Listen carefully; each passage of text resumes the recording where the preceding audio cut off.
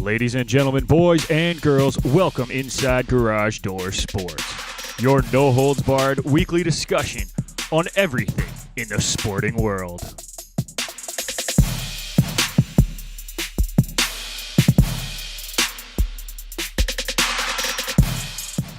For all your news on hockey, baseball, basketball, football, soccer, and more, you've come to the right place.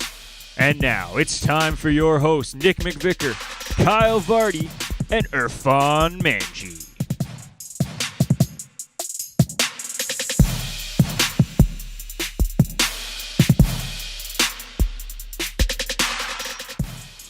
We are back, ladies and gentlemen, episode number 8 of the podcast. Nick McVicker joined in studio by Kyle Vardy. How you doing today, buddy? I'm doing well. What'd you think of that insane Leaf game last night? Yeah, it's hard to watch the Leafs right now. Like, it's exciting, but I know for a fact that the playoffs are going to be interesting. And joining us through the phone once again is our other co-host, Irfan Manji. How's it going, buddy? We missed you last week. Yeah, I missed you guys too. Hope everyone's doing well. I'm doing well as well. It's good to hear. Say well one more time. I said well. I know I said it 3 times. It's fine. I'm doing wonderful. Wonderful. Fantastic. All right. Well, we got a lot of sports to talk this week, boys. Champions League round of 16 is now done. We have our quarterfinal matchups and the potential semifinal matchups to boot after that. The NFL free agency kicked off with a bang, and we actually didn't talk about the Brown trade last week when we probably should have. We mentioned we were going to. We never actually got to it. We'll talk about that this week. We'll talk about the OBJ trade and all the fun stuff coming out of that. But first, I want to talk some more NHL. Seems like we do this every week, but always. It's fine. It's always how it happens. And this week I kind of want to focus on one team in particular. And no, it's not the Toronto Maple Leafs. Sorry, Leaf fans. Don't get mad at us.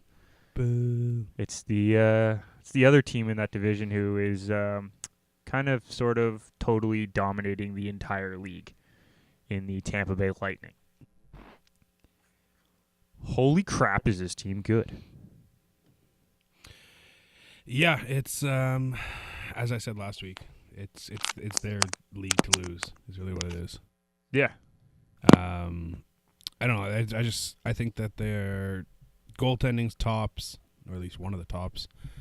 When you have Kucherovs and Stamkos as your top 2, let alone having Braden Point and Tyler Johnson, all those other players supporting. When you have your fourth line in Cirelli potting in goals every now and then, and then obviously you talk about their defense and you have you start and end with Hedman, right? So it's I don't know. It's honestly, I still think it's theirs to lose in the playoffs. The playoffs are always a different animal, but I still can't see anybody beating them, to be honest. That's coming from a Leafs fan, too. Yeah, that's true. And, I mean, Irfan, you weren't here last week when we were talking about our favorites to win the entire thing. But I think we both had Tampa as our favorite. I might as well ask you, who do you have going forward right now as your favorite to win the whole thing? See, I'm still doing a little coin flip between Tampa Bay coming out of the East. Well, I think they're the best coming out of the East for sure, but I have a big question mark besides the Sharks. I think this is it. This is their window to win. Yep. So I think I'm going to go with the Sharks because I kind of want Joe Thornton to lift the Stanley Cup. See, the biggest thing when we were talking about the Sharks was the question mark about goaltending. We don't know how Martin Jones is going to be in the playoffs. Well, regardless of what's going to happen, I think it's Jones versus Fleury or Riddick versus Fleury. It's just if you can get past Marc-Andre Fleury, I think. You think Vegas is there no matter what? Pardon me? Do you think Vegas is going to be there no matter what? In the West Final? Sorry, I can't. You guys are cutting off there. No, I was saying just you think Vegas is going to be in the West Final no matter what? It depends on how Marc-Andre Fleury plays, I think. Okay. It really, like you said, it comes down to goaltending, and if Vegas can do something, it comes down to Fleury. But I don't know. I still think the Sharks are the team to beat in the West. What about Winnipeg or Nashville, though? That was my question. Winnipeg, over the last couple of weeks, they've struggled. They win a couple of games and then they struggle for the rest of it. So I don't know. I'm not really sold on them right now. Mm-hmm. They do the standings on the score very, very weird. That's for conference, though. Still, it's not right. Well, it is because technically Winnipeg would be ahead of San Jose because they're the winner of the division, so they'd still be number 2 seed. I know, but it looks wrong. Yeah, I know. But yeah, you got some good teams, but as we said last week, I think they're just gonna beat up on each other in that Western Conference. They're all so close that through the playoffs they're just gonna beat up on each other, and it could be problematic for them when they get to that final against a very, very good Tampa team, who, let's be honest, isn't going to face as tough competition in the East. Yeah, yes and no. I think the East has lots of competition, which is why the points aren't as spread out, or sorry, more higher end is what I was trying to say. Compared to the West, which is you have basically 2 or 3 top teams, and everybody else is mid 60s, early 70s, is essentially what it is. And I think Washington hasn't had exactly the greatest regular season, but they're always a team to watch in the playoffs. Of course. Pittsburgh has been a resurgence since the beginning of the year with Matt Murray coming back, and he's regained his form and everything like that. Who else? Obviously, Boston and Toronto, whoever comes out of that series is going to be a team to beat. If Montreal can sneak in, Carey Price can carry them. But they've shown over the last little bit that they can handle all of those teams. Like, they made the Leafs look stupid in their matchup recently. They took it to Winnipeg 5-2. Yeah. Right? They play Washington tonight, which will be a very interesting matchup to see how that goes. Really, their only loss in the last little bit has been to Boston. And they look terrible in that game, don't get me wrong. But they've handled everybody else. Yep. They've handled Pittsburgh. They've handled Calgary. They've handled Columbus. They've handled Philly, like Dallas. They've dismantled these teams. Yeah. And I think, honestly, it really comes down to we can say whatever we want. If a team doesn't show up in the playoffs, it's a whole different story. Exactly.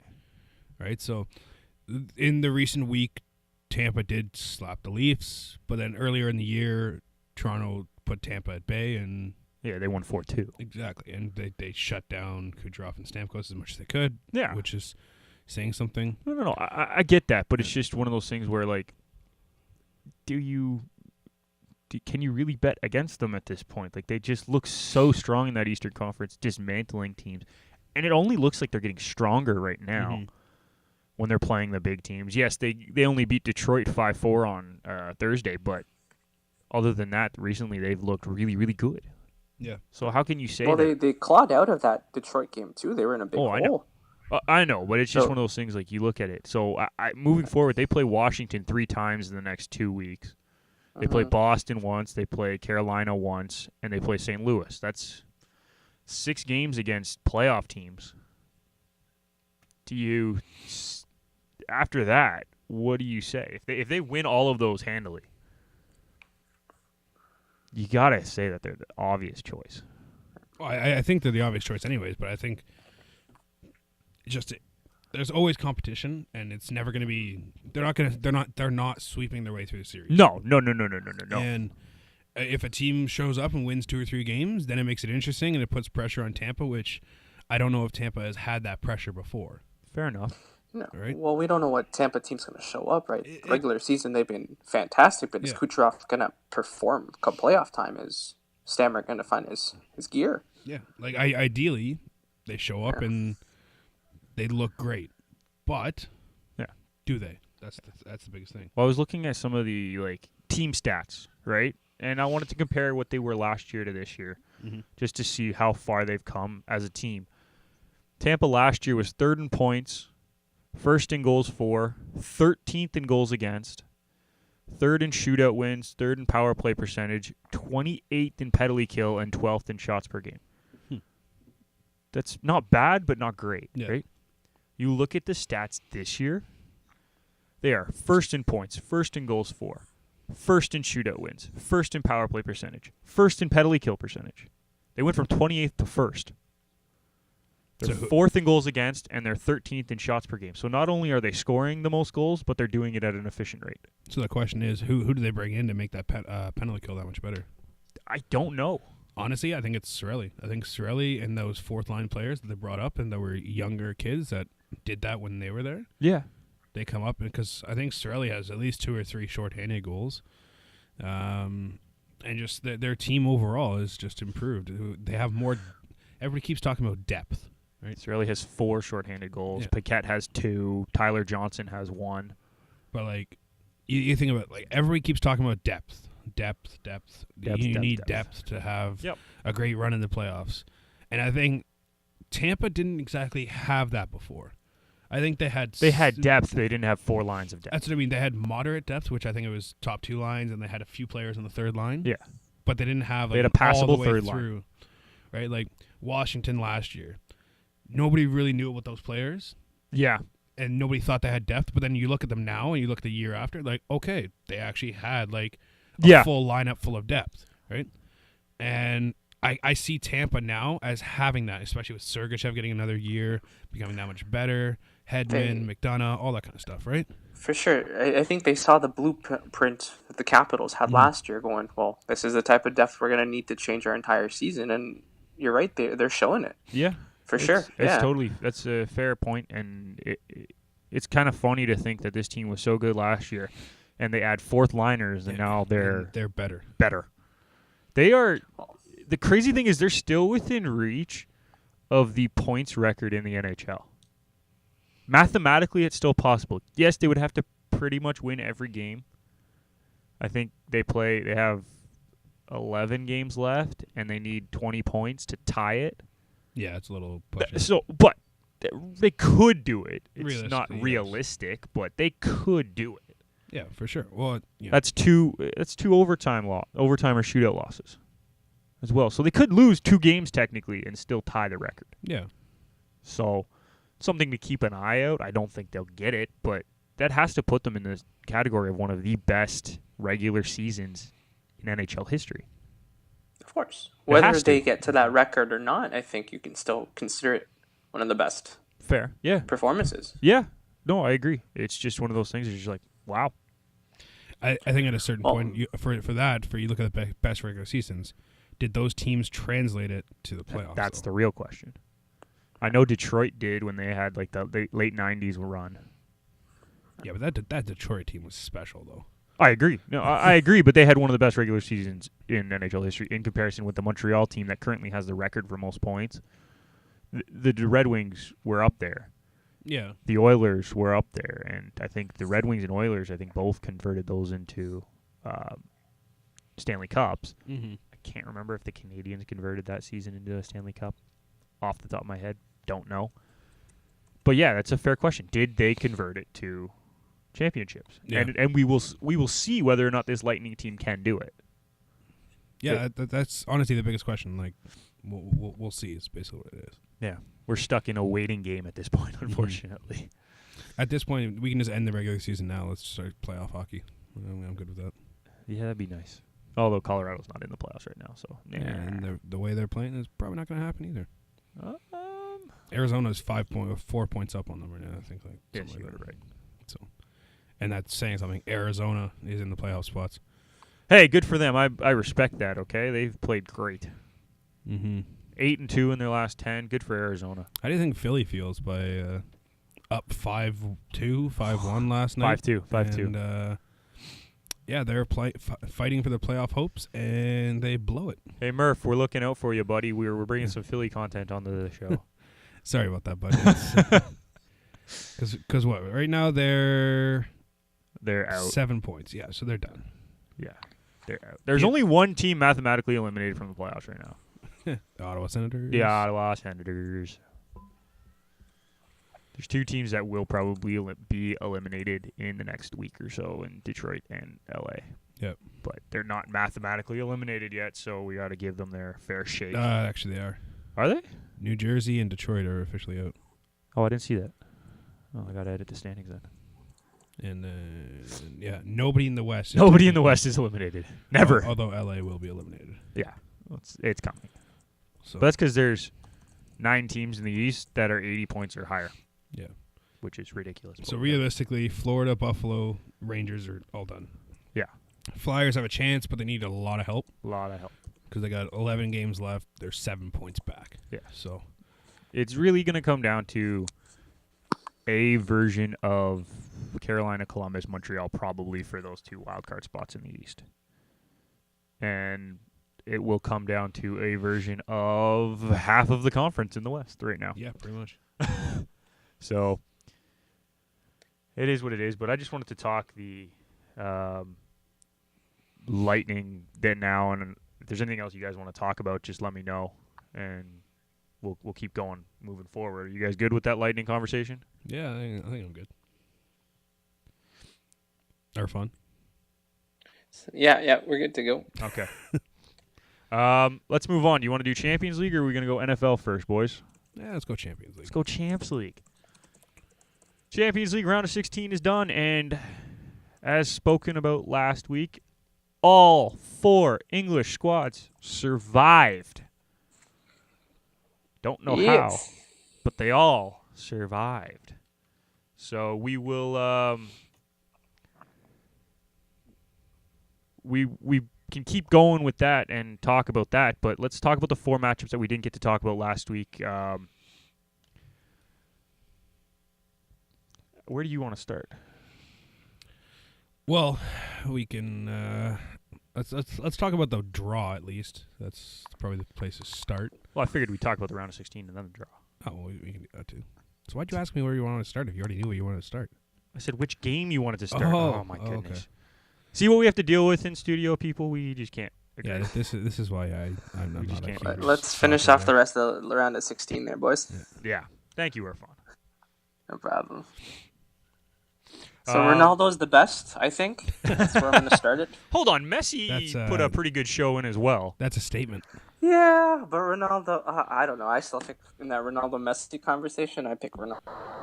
See, I every prefer time. Messi, though. So, but I just don't like Ronaldo. That's a different issue altogether. But man, that was a hell of a game. It was. How about that? Turning it How around. about Man City though, going 0-0 into the second leg, and just absolutely spanked Schalke. Oh, it was like it was They were men up against 3-2 boys, in the basically. second- going into the second leg. It was who? They were going up 3-2 into the second leg. I thought it was 0. I thought it was both of those No, they were second winning. draws. No. Just the Barca, Lyon, and Liverpool, Bayern. Oh, I was thinking of the zeros. wrong legs. Okay, yeah. Yeah. City was up 3-2 going into the second leg, and then just decided that Schalke had no hope. Yeah, they And hit a killed them. random gear, and they're like, well, we're gonna beat you. We're Oh, at hey, home, we whatever. know how to score. Look at Let's- that. We Let's can put score. up 7. Yeah, it was utter dismantling of a poor Schalke team, unfortunately, that got caught going up against a giant. Mm-hmm. The Juve over Atletico was massive, but Big Ronaldo turnaround did what there. he had to do. Of course. Barca absolutely dismantled Lyon 5-1. Made them look Well, they're- silly. Mm-hmm. But I And think we expect that going back to Barcelona every time. It's just you're I don't gonna think have we a rough expected time. it 5-1 though. I was The way expecting Barca's some been sort of. playing. Yeah, I guess you can say that. But coming home Champions League, I figured it'd be a big run score. Fair enough. And then the other match, Liverpool won 3-1 in Munich, by the way, Mm-hmm. and looked really, really good doing it. Yeah. Virgil Bayern- van Dijk looked like an absolute monster in that game. Yeah, imagine if he's there the first leg. It probably would not be 0-0. No, there's no way the first leg would have been 0-0 if Bayern absolutely at zero fight. I don't know if you got a chance to read, but Lewandowski called out his coach saying he wanted us to play defensive when we really didn't bring the game to Liverpool at home.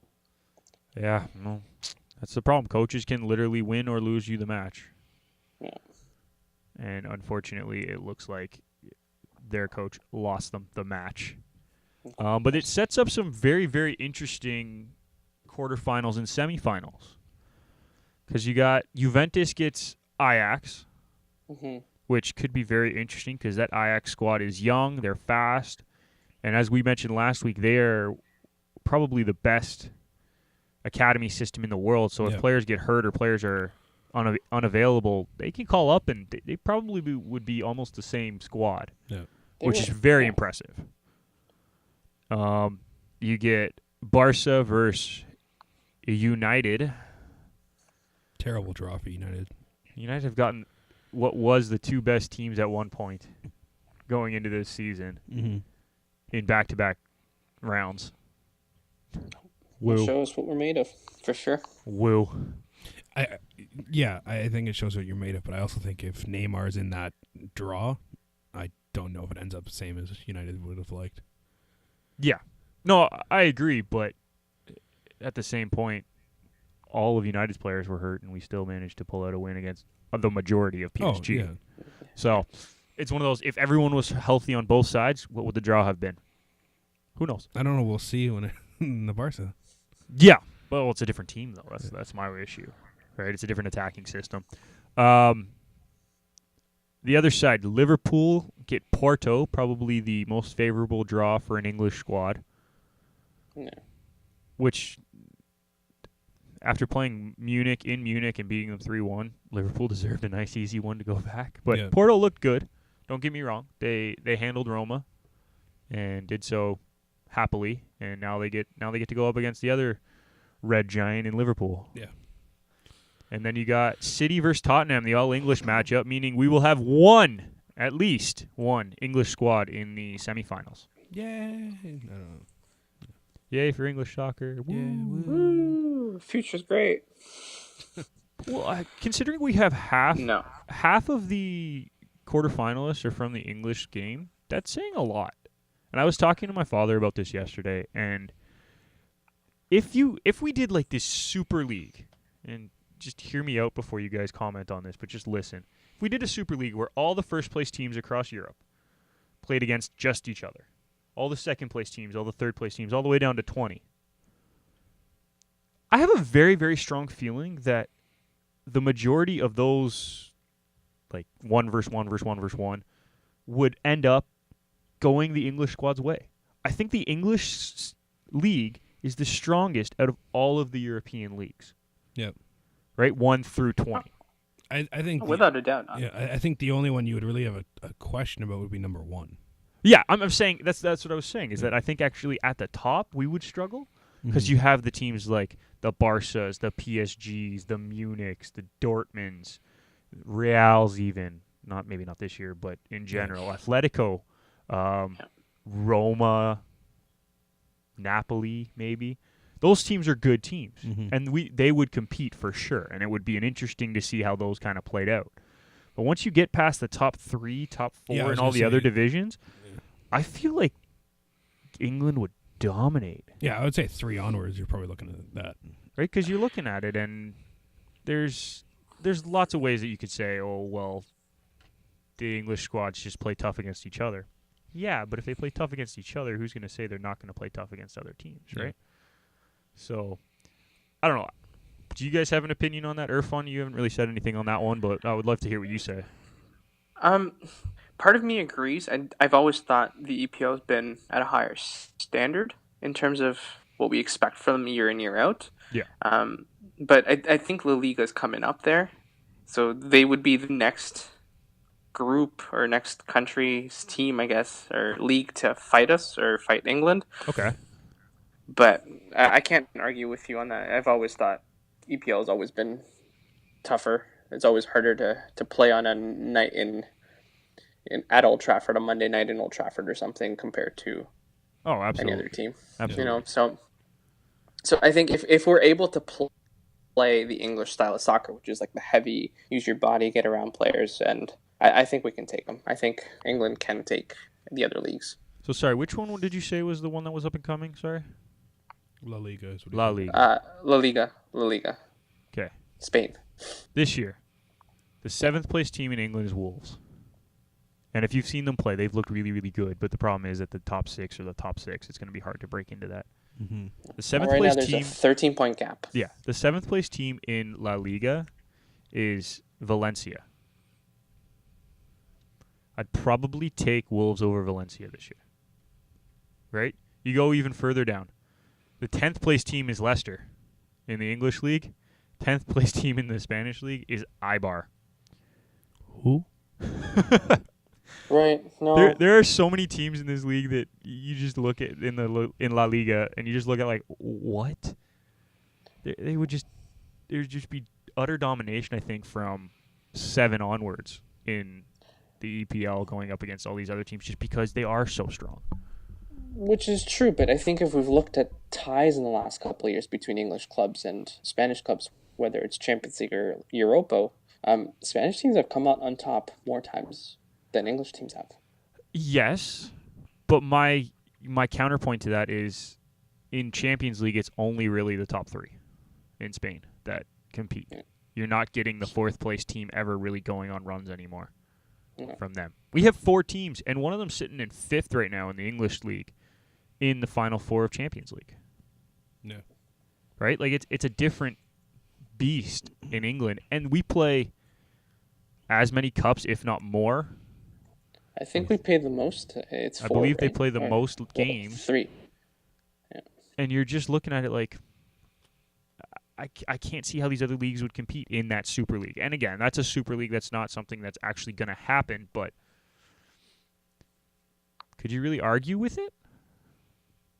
I don't think so. That's the issue. I don't think so. So that's my 2 cents. What do we see from these Champions League matchups moving forward, guys? Do you want to go one by one? Juve, Ajax. I'm assuming we're all on the same page with Juve going to probably come out on top on this one. Yeah, that's what I was thinking. Yeah. Juve. Yeah. Liverpool, Porto. I think we agree that Liverpool will probably come out. Mm-hmm. I mean, Porto did surprise Roma, so there's no guarantee. But City, Tottenham. I don't see a way that Tottenham actually pulls a victory out on this one. How about you guys? I'm gonna pull the upset. I'm gonna go Spurs. You're calling the upset. Write it down, folks. Irfan's picking Tottenham. Place your bets. I'm place picking your Bets. Spurs. I'm looking at both cameras. Place your bets. He is putting I want his one money upset, on so Tottenham. I'm gonna pick that one. Okay. I would love that because I hate City, but I mean, whatever. And then the last one, Barca United. I'm gonna stay mum until you guys answer. Barca. That's what I was afraid of. I'm the unbiased team, and That's I'm why I taking said I would Barca. wait till you guys answer. I'm super biased. How about you, Irfan? Who do you have in this one? I don't know. My heart says United. That's what we were asking. But your decision is divided. Hey, Oh, look at you! You can rhyme. their last game was in 2011. Yeah. Well. Yeah, it's been a while since Yeah, these the two have final. actually played up. No. So wait, If you got to make a decision, Yeah. Irfan. damn it, I'm gonna go Barcelona. I think they've just been much better, Champions League wise. But I think United are a very close second to win it. I think they could. And Nick cries, but yeah, it's probably going to be Barca. Yeah. Unless the only way United can win is if in that first leg they shock Barca and get up big on aggregate. Well, where is the first match? That's a good question. But even if they come out and shock, I think PSG did the same thing, and then It's in Barca went back. Old Trafford's is first game. So Old Trafford's first game. Yeah. So yeah, If they can, I if they can agree hold with Barca to 0 and score 1, right? you. Yeah. It forces Barca to need to score 2 at Camp Nou and not give up anything. If they can hold Barca to nothing, which is a huge task. Which is a big ask. That's a huge task. I'm not denying that. And I don't know if it's possible. But if they can hold Barca to none at Old Trafford and possibly just poach one, it Yeah, gives them a good standing to go. the into biggest thing second is they place, have to score too. Like Man U has to score. which they've done really well. And Barca's defense isn't that good. That's the thing. No, but if Man U slips once, Barca Yeah. counterattack. Absolutely. That's Absolutely. a goal in the net. Again, I'm agreeing with you guys. I think Barca does So- win this. The biggest thing is De Gea has to stand on his head if they have any shot. Absolutely.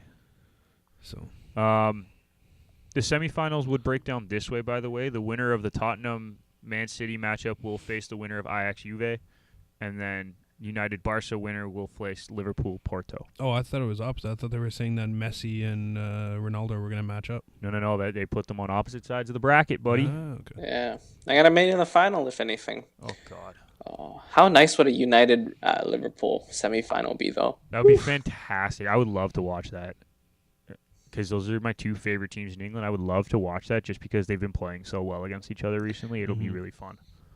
And Nick, I'd come home so we can watch that game at a bar or something. Beauty. Let's do it. Okay, so we made our picks. We will see how these play out. The first leg for these goes April 9th, thank you. And the second leg is April 10th. Or 16th, 17th. the week after. Yeah. And Yeah. then That adds up. first leg for the semis is April 30th. Yeah. So next month and a half, everything's going to be figured out, and we'll have our finalists. Let's see how that goes. Yep. I'm excited for that. I might be on the road for that final, unfortunately, out in BC. That'll make the podcast really, really interesting. That'd be interesting. Let's move on. Let's talk some NFL, as we have lots to talk about. Indeed, we do. Finally. Free agency opened, guys. And everybody under the sun signed really quickly. It's not like the MLB where they all waited until halfway through spring training. No. We have moves, and we have lots of them.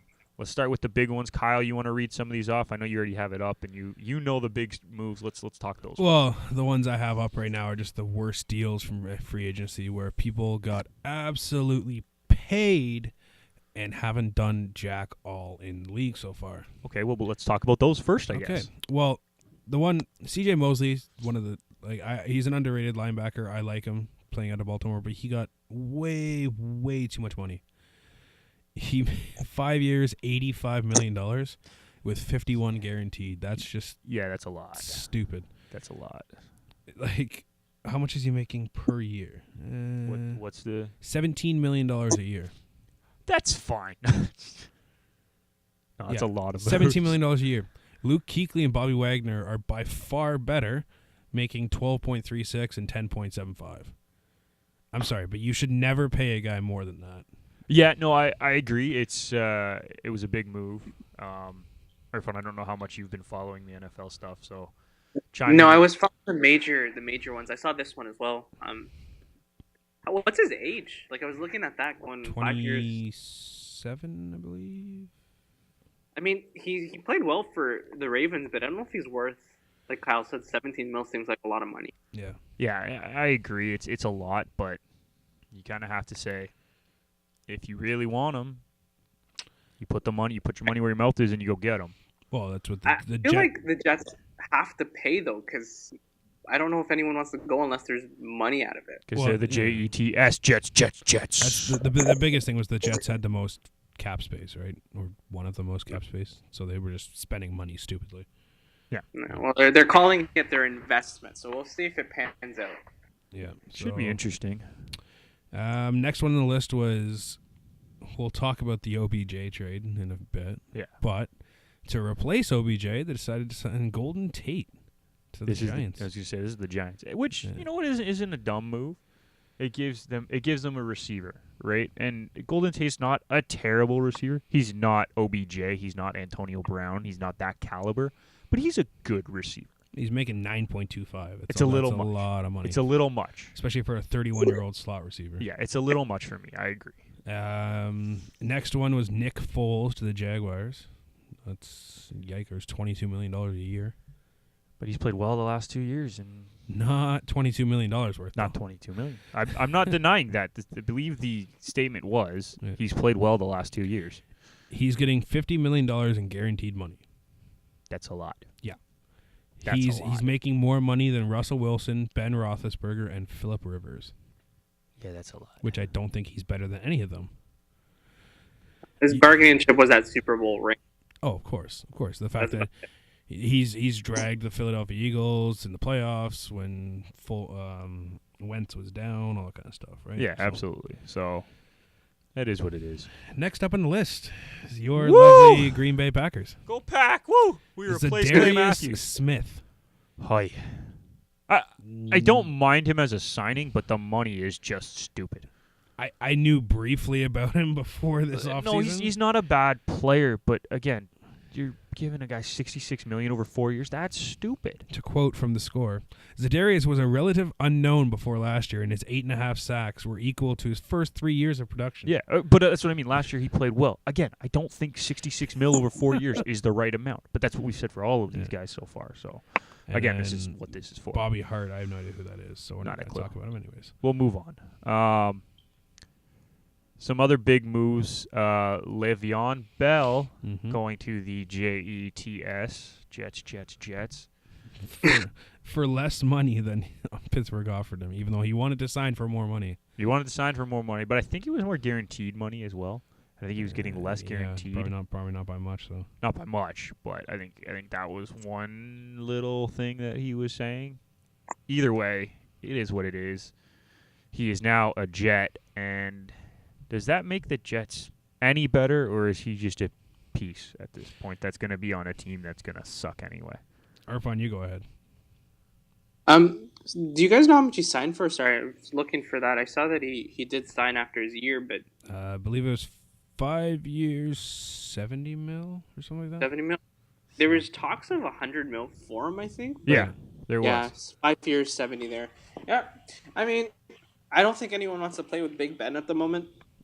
So I think this is just their way of going peace out, and then if he doesn't like playing with the Jets, he'll do the same thing and ask for a trade out or something. Yeah. I mean, you look at it like Bell's a good player. Don't get me wrong. Like I think he's a very, very strong running back, but you sat out without taking a contract from the Steelers last year, who were a good team and clearly showed that a running back done right can fill your system with no issues. But he's put up 1,200 yards the past 2 years that he played in 15 games and in 12 games. Yeah. So, like, he can run, but is this Jets team going to help him? Well, the biggest thing was that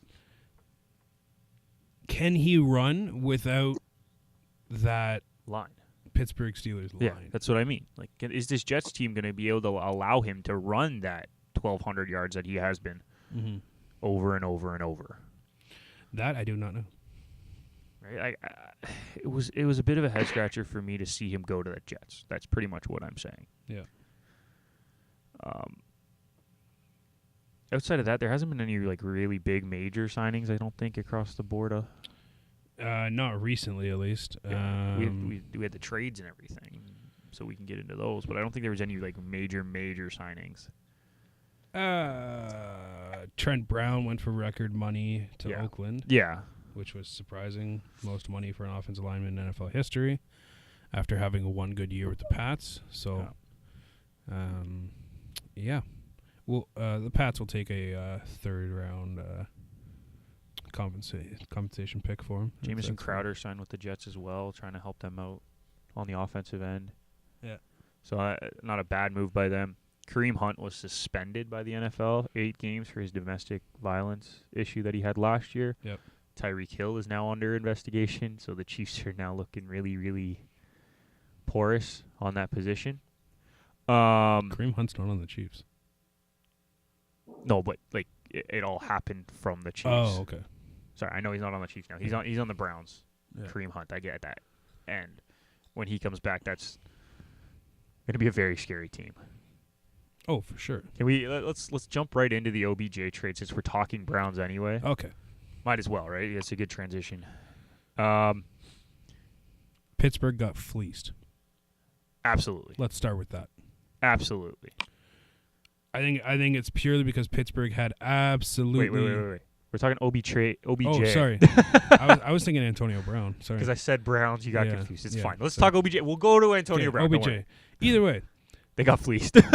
I think OBJ did. They got half decent return for him. I mean, they got the 17th overall pick and the 3rd round pick. That's what I mean. So they got a half decent pick, but Bill Preppers. You traded probably your best receiver in your franchise's history. It's hard to say that because he only played 5 years, but yes. I don't even think it's that hard to say. Who's next? Brandon Marshall? Hold on. They had 4 straight Super Bowl appearances at one point. Yeah. Or no, that was the Bills. Sorry, That was thinking of the Giants. Bills. There must be somebody. You keep talking. I'm gonna look this up. You go. I'll catch up. I honestly, I think for Cleveland, it makes sense. Cleveland's an upcoming team. They needed that next big star to join them, all that kind of stuff. So I think that definitely makes complete sense. But it's a lot to give up for a wide receiver, right? You look at NFL trades nowadays. Rarely do people go for first-round picks. Okay, I'm gonna throw some names out for this Giants thing. Pulled it up. Amari Toomer. No.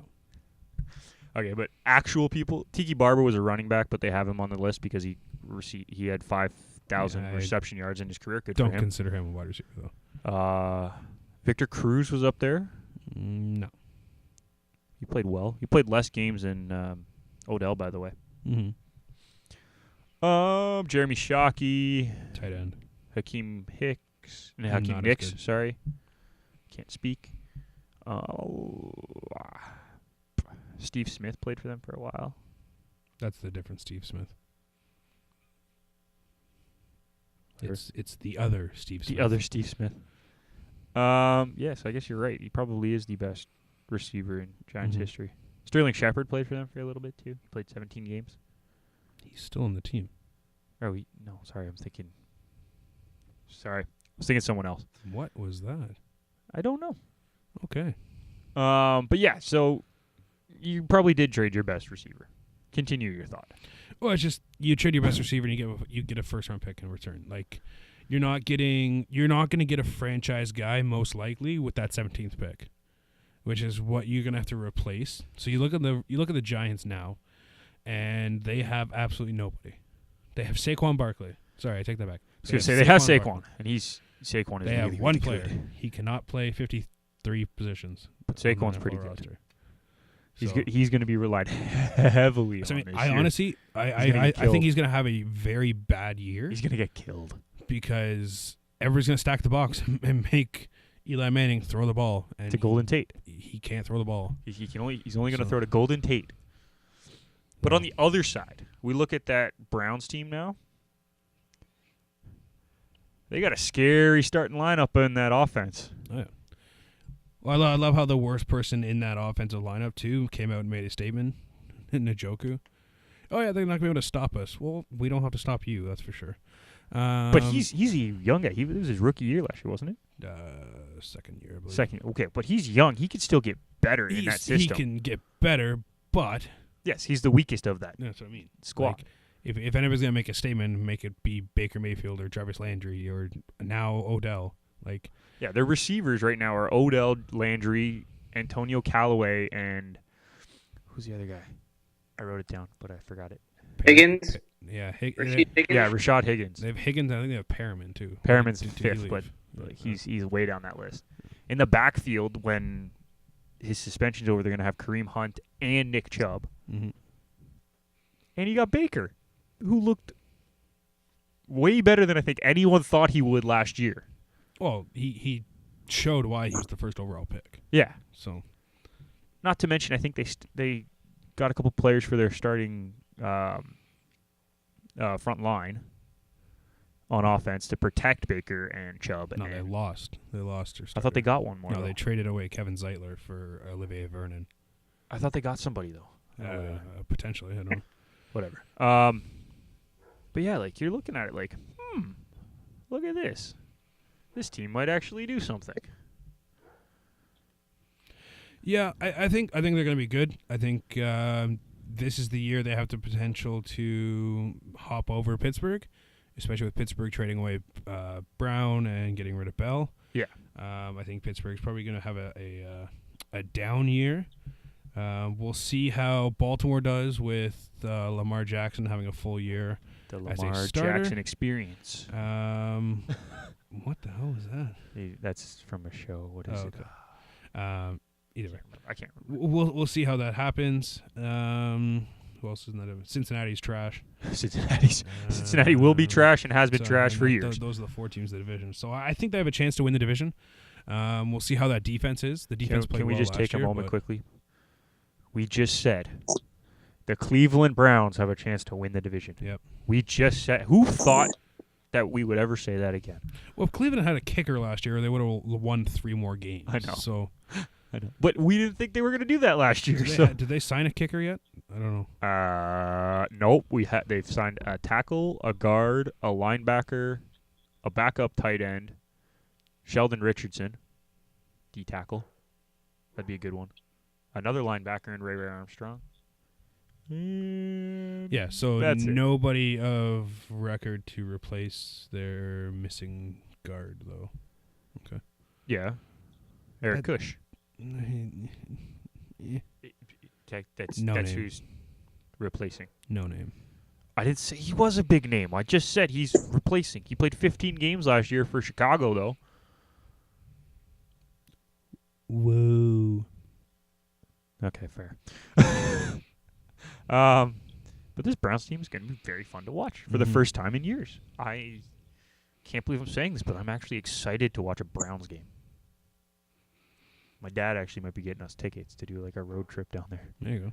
So, hey, looking forward to that. And Irfan, the Le'Veon Bell was a 4-year deal, by the way. Yeah, I was going to say it's 4 years, isn't it? I think it was 4 years, 50 is what it was, and I think he was offered 5 years, 70 by Pittsburgh. I think that's what it was. I believe so.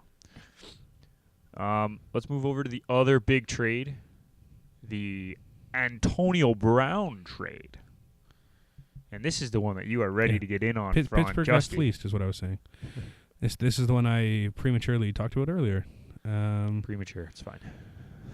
Basically, what Pittsburgh got for Antonio Brown was fleeced. Was almost equivalent to what the Miami Dolphins got for Ryan Tannehill. Yes. You know, we had that conversation at work yesterday, by the way. Up and down one round for the picks, but in the grand scheme of things, yes. I get they had no leverage whatsoever, but come on. You give up one of your best receivers you've had in the history of your franchise again.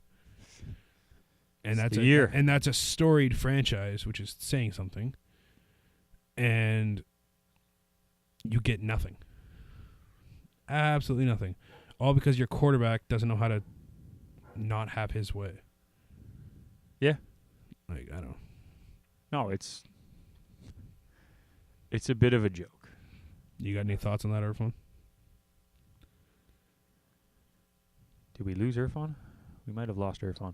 No, sorry, boys. You guys are cutting off there. Oh. Are we still on Antonio Brown? Because I hear bits and pieces. Yeah, that's all we were talking about. We just got onto that one. So we were just saying it's kind of unbelievable to see what they received in that. What? It's an honest steal. Holy crap. They've pretty much gotten the exact same thing that Tannehill got, is what Kyle was saying. Yeah, no, basically. Yeah, Tannehill went for a 6th, and then he got a 7th and a 4th back or whatever it was. But, geez, I call the Raiders a winner out of this one. You have to. They might actually win 8 games or more for the first time in, 15 years? Didn't they just have a good season a couple years ago? I don't know if they hit. Yeah, they won like 11 games. I think they won 11 one year because they. I think it was Carr's rookie season, wasn't it? Yeah, I think so. But yeah, you pretty much. Would be nice. It'd be better than Ben. Yeah, and they pretty much traded their second highest receiving yards in career, Antonio Brown, who's only trailing Hines Ward by less than 800 yards, which is what, one good season for him? Something like that, yeah. For Bupkis. Actually, less than Bupkis, in my opinion, but it is what it is. They got 2 draft picks. Mm-hmm. 2 draft picks for your second most yards in franchise history. The thing is, are you telling me they couldn't get a higher draft pick? Are you telling me they couldn't get anything better? Basically, it's pennies. I get that they had no leverage, and Kyle, you said the same thing. They had no leverage, but How do you go from this guy might stay to all of a sudden in probably a month and a half, everything fell through and you trade him for a third and a fifth? Yeah. That's a joke.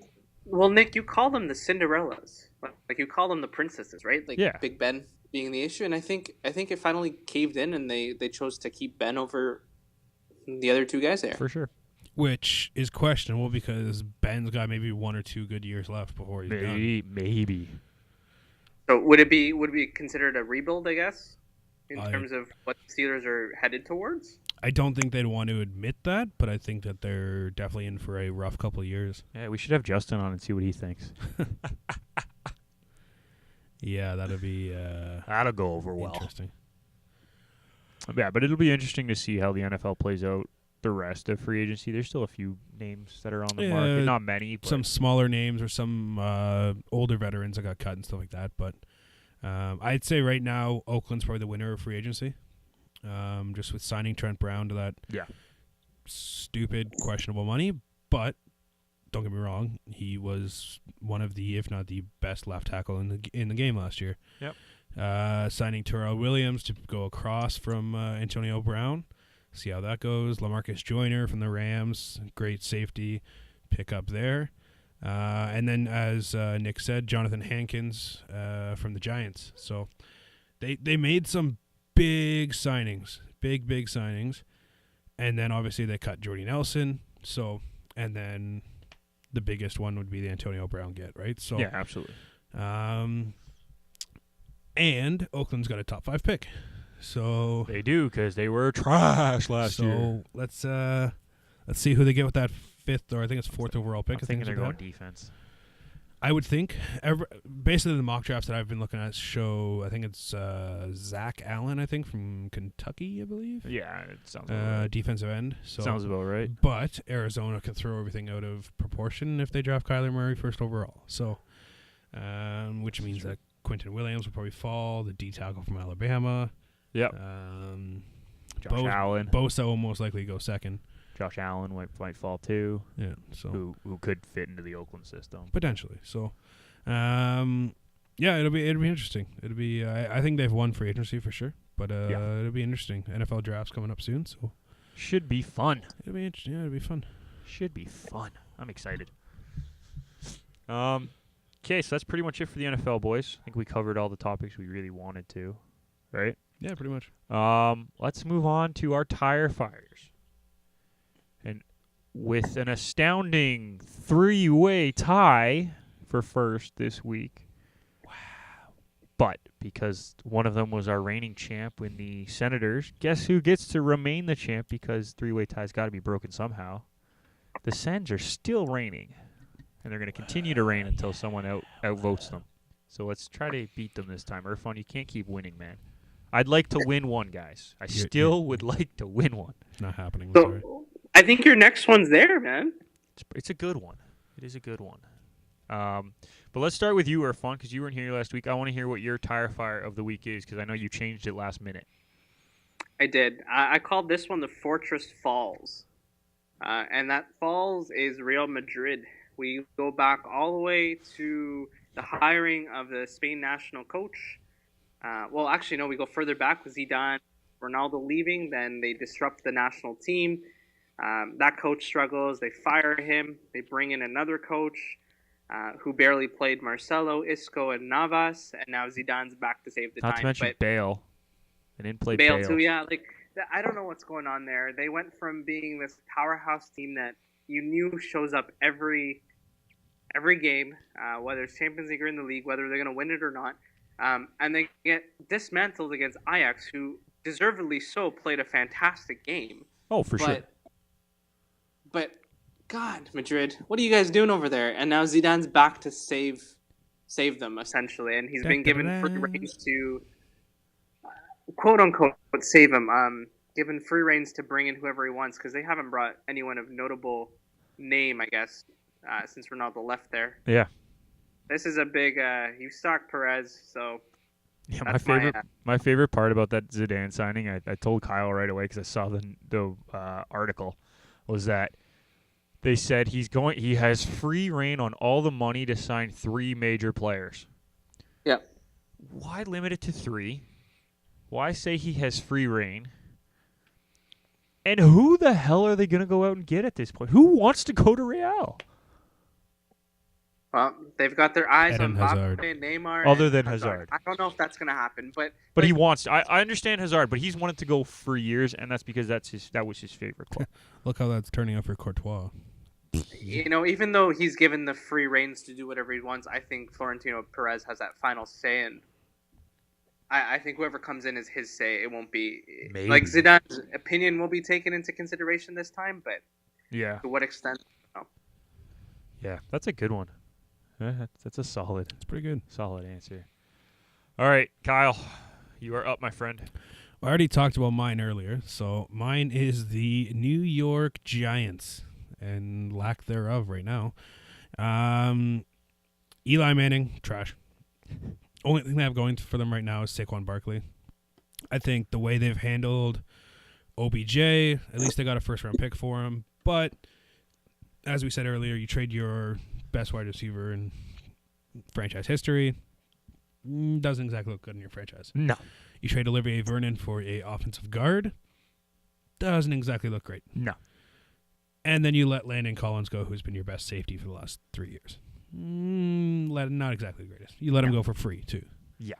So they better hit on this 6th overall pick, or their team is going to be absolutely trash for the next little while. I think even if they hit on this 6 overall pick, this team is going to be trash for the next little while. They have no franchise quarterback for the future. No. Because Eli's probably done after this year, maybe next year. And the only thing they have is Saquon Barkley. And teams are going to start stacking the box and just rushing 8 guys and saying, Saquon, beat us with your legs. Best of luck. Yeah. So, and he's a good player, but he can't do that. No, he can't. He can't do it all. Like he's got to have somebody there. It was like Adrian Peterson when he was playing for the Vikings. Like he put up yards, but he needed help to do anything. He couldn't win. Like that's the thing, right? So that was my tire fire. Is just the literally tire fire that the Giants franchise is right now. Why don't we call it the tumbling Giants at this point? Yeah, you Jesus, can call it something like that. Something clever. We'll come up with that. My tire fire happens to be the team's jersey that I'm wearing and how they played this past week on defense. Yeah, the defenseless Leafs have forgotten what to do in their own end. Mm-hmm. Thankfully, they can score goals, as we saw yesterday. Yep. But the 2 games before that didn't fully help them. Lost 5-4 to Chicago, got dismantled by Tampa, gave up 6 goals last night to Philly. Yeah. What happened? Travis happened? Tournament and Jake Gardner got injured. Yeah, apparently they're the only teams with injuries. Yeah. But they have not looked good. Like I watched the Chicago game, the first period, and then I went to have a meeting, and we had the meeting at a restaurant, and we were watching the game while we were talking. Outside of that third period, the Leafs got dismantled by a Chicago team who has been struggling this year. Mm-hmm. Struggling. And they looked like world beaters against the Leafs. Yeah. Tampa's one thing. You could kind of forgive the Tampa game because it was the second night of a back-to-back, and it's Tampa. As we just said, they are utterly dominating the entire league. Mm-hmm. But then to come out and go down 5-2 to the Flyers, who have not been good this year, by the way. Like, thankfully, they decided to turn it on in that second period after going down 5-2. Mm-hmm. But, like, how do you... How Yep. do you allow the Flyers to score 6 goals? Yeah, their defense has been absolutely terrible recently, so they definitely have to shore that up. And it's not the so. defensemen necessarily. It's the forwards not necessarily helping the defensemen as well. And when you have injuries, you have new guys back there. I get it, but how do you can't be giving up that many goals. They've given up how many goals in the last week? I want to get the number right. Probably 20. It's something stupid like that. But yeah. Either way, I think Anderson needs a break. I think Anderson, for that part at least, their defense has been bad, but Anderson has let in a quite amount of questionable goals. Absolutely. So They've given up 17 goals in 3 games this week. Yeah. And they play Ottawa tonight, which Well, that one. you just don't know what to expect in an Ottawa one. God knows so. that's gonna be a barn burner. So that's my tire fire. And I hate to put the Leafs as a tire fire when they're having a pretty good season, but it's just this last week has been absolutely trash. Oh, for sure. And Well, they've kind of trended that way for the last couple of weeks. And yes, I think hit it. that's a fair statement. But they also beat Calgary 6-2 the week before. Calgary's a good team. I just don't know. This week has been absolutely brutal, and that's why they are the tire fire. Yeah, anything else you guys want to talk about before we sign off this week? Irfan, I'll throw it to you first. No, man, I think we covered a lot today. We have. We very, very much have. Kyle, you? Nope. I'm good. All right.